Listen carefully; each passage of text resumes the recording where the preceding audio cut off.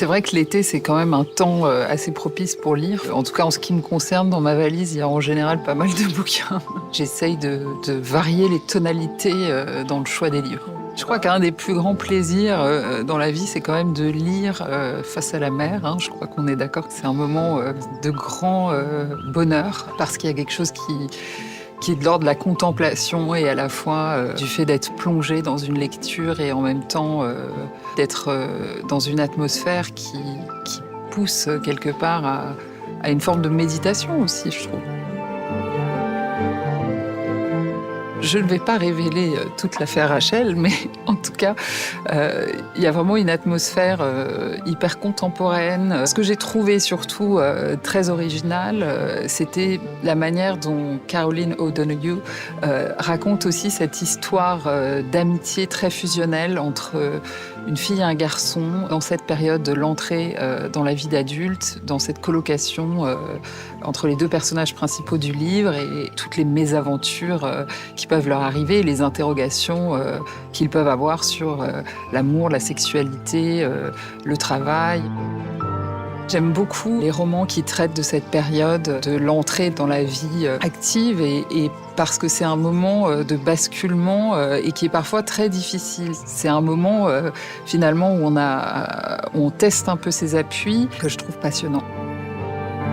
C'est un premier roman, mais c'est un premier roman magistral, c'est-à-dire que l'écriture est très maîtrisée, très précise et à la fois très sensuelle et poétique. Il y a une assurance dans l'écriture qui est assez remarquable.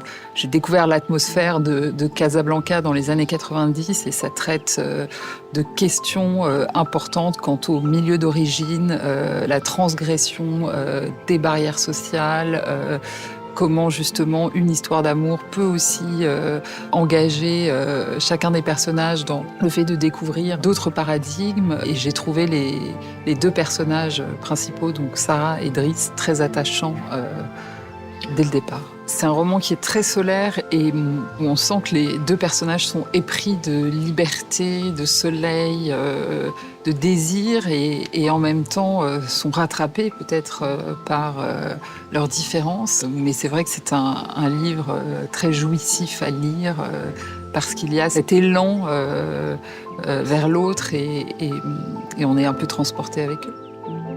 J'ai aimé La vie à deux de Dorothy Parker parce que c'est corrosif, c'est très actuel, bien que ça se situe dans les années 50 à New York. Je pense qu'il y a beaucoup de problématiques sur la vie domestique, la vie conjugale qui continuent d'être très contemporaines. Et c'est la vivacité inégalable de Dorothy Parker qui, je pense, nous entraîne dans une manière de décrypter les rapports humains, les rapports sociaux avec une lucidité assez remarquable. Ça, c'est toujours le pouvoir de la littérature, de demeurer absolument actuel, bien qu'écrit à une autre époque. Le livre d'un été, c'est un petit livre, un petit bijou de douceur qui est très en lien avec la nature, puisque ça se passe sur une petite île en Finlande et ça raconte le deuil puisque la petite Sophie perd sa maman et donc passe son été avec sa grand-mère et donc c'est ces conversations entre une grand-mère et sa petite fille et c'est très émouvant. Le lien entre ces deux générations, la relation entre une grand-mère et une petite fille est une relation souvent assez fondamentale et donc ce lien entre les générations est très touchant dans le livre de Tove Jansson. Il y a des livres qui peuvent nous faire voyager très loin tout en étant dans des atmosphères qui peuvent être très proches de nous. Donc c'est peut-être découvrir un univers et d'autres vies que la sienne en fait. C'est tout simplement ce voyage-là qui compte.